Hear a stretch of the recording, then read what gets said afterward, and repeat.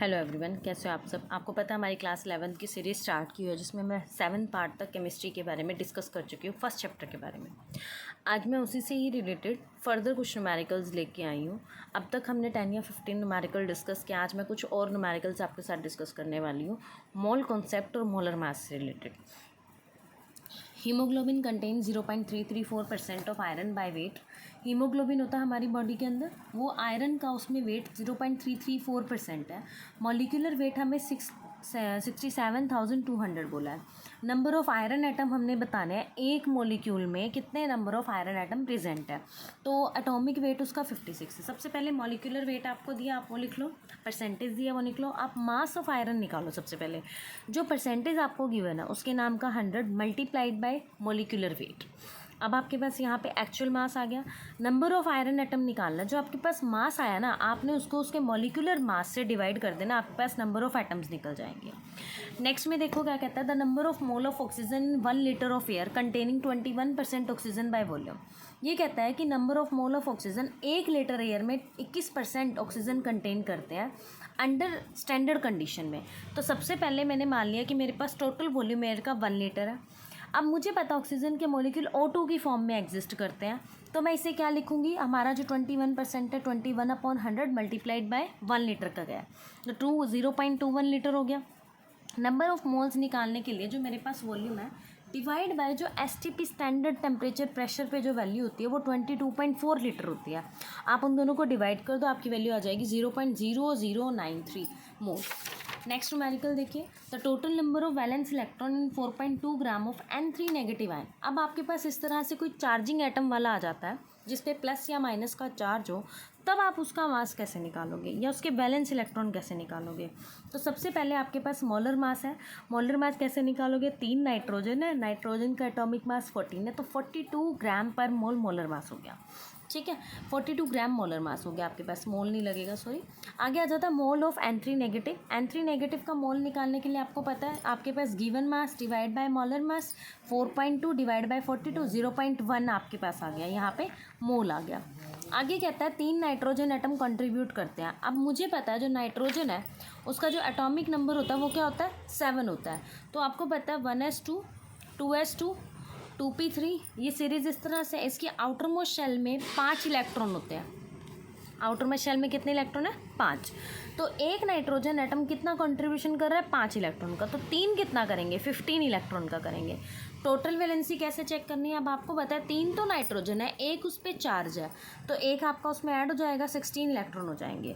अब valence electron total निकालना है, तो सबसे पहले जो नंबर ऑफ मोल्स है वो आपके पास, जितने नंबर ऑफ वैलेंस इलेक्ट्रॉन है वो, साथ में एवोगाड्रो नंबर जो उन्होंने Na ही रिप्रेजेंट किया, आप उनकी क्या कर दोगे, मल्टीप्लाई। तो 1.6 आपके पास क्या हो गया, आंसर। अब आगे कहता है number of gram molecule of oxygen in 6.02 10⁻22 carbon monoxide molecule. अब हमने कार्बन मोनोऑक्साइड कोई गैस है जिसमें हमें ग्राम मॉलिक्यूल में ऑक्सीजन के मॉलिक्यूल निकालने हैं। तो सबसे पहले नंबर ऑफ मोल्स निकालो कार्बन मोनोऑक्साइड के। आपको पता है जो गिवन मोल है divide by Avogadro number, given mole divide by Avogadro number, आप इन दोनों को डिवाइड कर दो, 10 मोल आपके पास आंसर आ गया।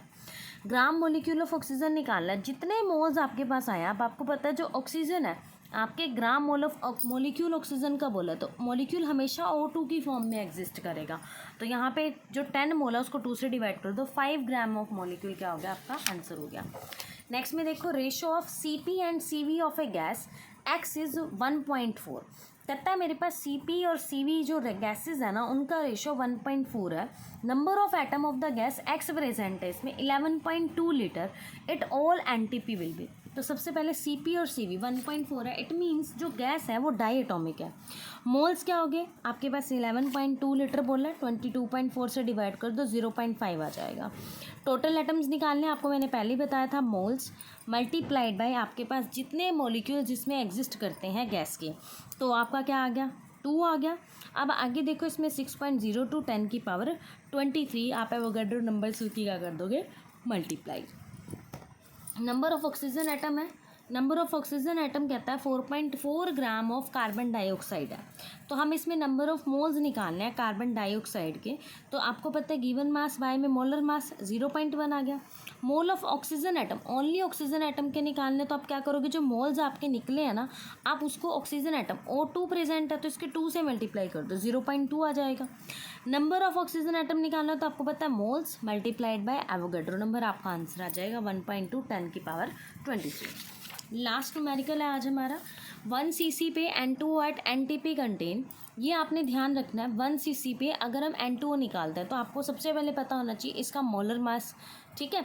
अगर आप इसका मोलर मास निकालते हो N2O का, ठीक है, N2O का मोलर मास निकालेंगे 2 × 14 + 16, आप एडिशन कर लो 28 + 16 वैल्यू आ जाएगी 42, ठीक है। तो 42 ग्राम इसका क्या हो गया, मॉलिक्यूलर मास हो गया। तो आपने इसका ये डिफरेंट तरह से बोला है, अगर आपने एटम निकालना है किस तरह से, इलेक्ट्रॉन निकालना है किस तरह से, मॉलिक्यूल्स निकालने हैं किस तरह से, तो इन तीनों पॉइंट्स का क्या है जो आंसर है वो ऑल ऑफ द अबव है। इस न्यूमेरिकल को मैं डिस्कस नहीं कर रही हूँ सॉल्यूशन की फॉर्म में, क्योंकि ये एक एग्ज़ाम पॉइंट ऑफ व्यू से इतना खास इंपॉर्टेंट नहीं है, ना ही ये आता है आपका एग्ज़ाम में। तो जस्ट ये था तो मैंने इसे ले लिया साथ में कि मैंने कहा चल इतने न्यूमेरिकल करवाए तो ये भी स्किप क्यों करना, साथ में करवा देती हूँ। तो आप इसको छोड़ना चाहें तो छोड़ सकते हैं। आगे हम डिस्कस करेंगे, कल हमने स्टीचियोमेट्रिक रेशियो से रिलेटेड डिस्कस किया था, आज हम स्टीचियोमेट्रिक रेशियो का ही न्यूमेरिकल डिस्कस करेंगे। कहता है calculate the amount of water produced by the combustion of 16 gram of methane. कहता है कि आपके पास अमाउंट ऑफ वाटर प्रोड्यूस करता है जब 16 ग्राम मीथेन को आप जलाते हो। सबसे पहले तो आप इक्वेशन बनाओ, CH4 2O carbon monoxide H2O। अब यहाँ से एक चीज़ समझ आ गई कि 16 ग्राम CH4 है जो 1 मोल कंसीडर करती है। अबोव इक्वेशन में जो CH4 का 1 मोल है वो 2 मोल वाटर का देता है। यहाँ पे ध्यान दिया आपने CH4 का, यहाँ पे देखो CH4 का 1 मोल है, वाटर के 2 मोल्स है, ठीक है। अब आगे देखो इसके अंदर क्या कहता है कि मेरे पास मैं 2 मोल ऑफ वाटर का क्या निकालती हूँ, वेट निकालती हूँ। तो आपको पता है वाटर का वेट जब हम निकालते हैं तो 2 + 16 कितना हो जाएगा, 18 × 2 36। मोल निकालने गिवन मास बाय में मोलर मास, तो आप 18/1 कर दो। 2 मोल्स निकालने हैं तो 18/2 मल्टीप्लाइड बाय 2 कर दो, 2 से 18 × 2 = 36 ग्राम वाटर मॉलिक्यूल क्या आ गया, आपके पास आंसर आ गया। नेक्स्ट क्वेश्चन में कहता है how many moles of methane are required to produce 22 gram of carbon dioxide after combustion. ये कहता है कि मीथेन के कितने मॉलिक्यूल होने चाहिए अगर हमें 22 ग्राम कार्बन डाइऑक्साइड को प्रोड्यूस करवाना है। तो सबसे पहले आप क्या करोगे, यहाँ पे कार्बन डाइऑक्साइड का एक्चुअल मास निकालोगे। तो एक्चुअल मास क्या होता है आपको पता है, कार्बन 12 है, ऑक्सीजन 2, मतलब 16 × 2 = 32, तो टोटल मास कितना आ गया, 44 ग्राम आ गया। 16 ग्राम ऑफ CH4, आपको CH4 का पता है 16 ग्राम है, तो हम इसका क्या कहता है कि ऑब्टेन करता है 1 मोल ऑफ। अब यहाँ से एक चीज़ समझो कि 1 मोल कार्बन डाइऑक्साइड और 1 मोल ही CH4 प्रोड्यूस हो रहा है। अगर मैं मोल्स निकालना चाहती हूँ तो गिवन मास बाय में मोलर मास, गिवन मास कितना है 22, मोलर मास कितना 44, तो 0.5 आ गया।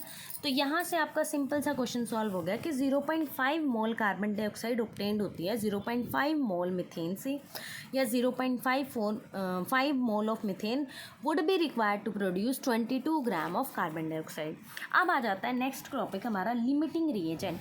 लिमिटिंग रिएजेंट होता क्या है, बहुत बार many a times the reactions are carried out, बहुत सारी रिएक्शंस होती हैं जहाँ पे रिएक्टेंट क्या करता है, are not present, reactant present नहीं होता। ऐसी अमाउंट में रिक्वायर करने के लिए हमें बैलेंस्ड केमिकल रिएक्शन चाहिए होती है।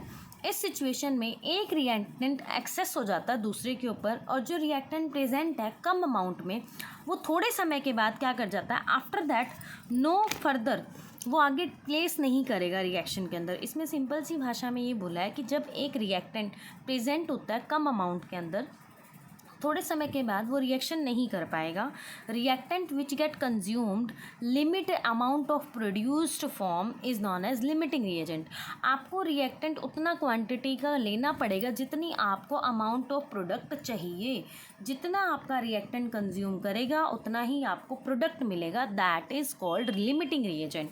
अब स्टीचियोमेट्रिक कैलकुलेशन के बेसिस पे इसके कुछ एक्सपेक्ट हैं जो हमें अपने ध्यान रखने हैं। अब इसमें भी न्यूमेरिकल्स हैं, मैं आपको NCERT के न्यूमेरिकल्स भी साथ साथ इसमें सॉल्व करवा रही हूँ।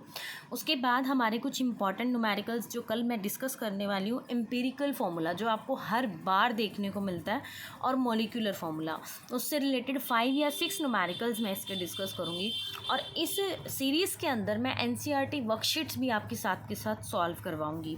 अब देखो, इसमें पहला न्यूमेरिकल है कि 50 kilogram of nitrogen 10 kilogram of hydrogen are mix to produce NH3। कहता है कि 50 किलोग्राम तो नाइट्रोजन है, 10 किलोग्राम हाइड्रोजन है, मिक्स करके अमोनिया बना रहे हैं। तो कैलकुलेट करो कितने अमाउंट ऑफ अमोनिया बना, और उसका लिमिटिंग रिएजेंट प्रोडक्शन क्या करो, आइडेंटिफाई करो। सबसे पहले तो आप रिएक्शन लिख लो, N2 3H2 2NH3। Number of moles निकालो, गिवन मास बाय में मोलर मास। आपको पता है जो ये किलोग्राम है इसको आप ग्राम में कन्वर्ट करोगे तो 1000 से मल्टीप्लाई कर दो तो आपके पास मोल्स आ जाएंगे। सिमिलरली हाइड्रोजन के मोल्स निकाल लो, गिवन मास बाय में मोलर मास, और किलोग्राम को ग्राम में कन्वर्ट करने के नाम का 1000 लगा लो। अब यहाँ पे क्या देखो क्या कहता है, यहाँ पे आगे ये कह रहा है कि according to the equation 1 mole of N2 require 3 mole of H2। कहता है कि जब हम इक्वेशन को एनालाइज करते हैं तो नाइट्रोजन का तो एक ही मॉलिक्यूल है और हाइड्रोजन के कितने 3 मॉलिक्यूल हैं। तो हम यहाँ पे इसको जस्टिफाई कैसे करेंगे, तो हमारे मोल्स रिक्वायर करने के लिए तो जो हमारे पास नाइट्रोजन के मोल्स है multiplied by 3 mole of hydrogen divide by 1 mole of nitrogen, तो वैल्यू आ जाएगी 5.36 10 की power 3। But we have only 4.96 10 की पावर 8। अब हमने जो निकालने हैं 10 की पावर 3 हाइड्रोजन के मॉलिक्यूल तो 4.96 निकालने हैं। तो NH3 जब फॉर्म होता है ना, amount of available die nitrogen, तो ये कहता है कि डाई हाइड्रोजन की फॉर्म में क्या करता है, ये लिमिटिंग रिएजेंट क्या करता है, आपका केस में प्रेजेंट होता है। लिमिटिंग रिएजेंट का मतलब क्या होता है, 3 मोल हाइड्रोजन क्या है, 2 मोल ऑफ NH3 है। तो यहाँ पे देखो 4.96 10 की पावर 3 है, 2 mole of ammonia divide by 3 mole of hydrogen, तो वैल्यू क्या आई 3.3 10 की power 3 ammonia will be obtained. तो यहाँ से ये पता लगा कि हमारा जो 1 मोल अमोनिया है ना वो 17 ग्राम अमोनिया में कन्वर्ट होता है, और 3.30 को 10 की पावर 3 में 17 से मल्टीप्लाई करेंगे तो टोटल मेरे पास 56.1 किलोग्राम क्या बन जाएगी, अमोनिया प्रोड्यूस होगी इस रिएक्शन के अंदर। ठीक है, यहाँ पे सबसे पहले न्यूमेरिकल को ध्यान से समझना। हमने सबसे पहले नंबर ऑफ मोल्स निकालने हैं अमोनिया के, फिर हाइड्रोजन के निकालने हैं। उसके बाद मैंने ये डिस्कस करा है कि जो मेरे पास मोल्स हैं नाइट्रोजन के, और हाइड्रोजन के मोल्स हैं 3 मोल, और नाइट्रोजन का 1 मोल मिलके अमोनिया बना रहा है। तो मैंने नंबर ऑफ मोल्स नाइट्रोजन के लेके उसको सॉल्व करा, फिर मैंने ये एनालाइज करा कि जो मेरे पास हाइड्रोजन के मोल निकल के आए हैं वो 5.66 10 की पावर 3 है, बट एग्जैक्ट हमने जो निकाले हैं वो 4.96 है। तो यहाँ पे हाइड्रोजन एक लिमिटिंग रिएजेंट की तरह काम कर रहा है। ठीक है, अब उसके बाद हमने अमोनिया का अमाउंट चेक करा, तो अमोनिया का अमाउंट चेक करने के लिए हमने क्या करा, जो हाइड्रोजन के मोल्स निकाले थे वो उठाए, 2 मोल ऑफ अमोनिया लिया और divide by 3 mole of hydrogen ले लिया। उसके बाद हमने क्या करा, यहाँ पे इनको सॉल्व करने के बाद जो वैल्यू आई ना उसमें हमने 1 मोल ऑफ अमोनिया कंपेयर कर दिया उसके मास से, 17 ग्राम मास से, मोलर मास से। अब 1 मोल ऑफ अमोनिया हमारा 3.30 10 की पावर 3 ऑब्टेन हुआ था, उसकी 17 से मल्टीप्लाई कर दो और 1000 से आप क्या कर दो, डिवाइड कर दो, आपके पास एक्चुअल मास आ जाएगा किलोग्राम के अंदर इस क्वेश्चन से रिलेटेड। होप सो आज की वीडियो में आपको का लेक्चर समझ आया होगा। अगर आपको मेरी वीडियोस अच्छी लगती हैं, हेल्पफुल लगती हैं, तो please like share and subscribe my channel. Thank you so much.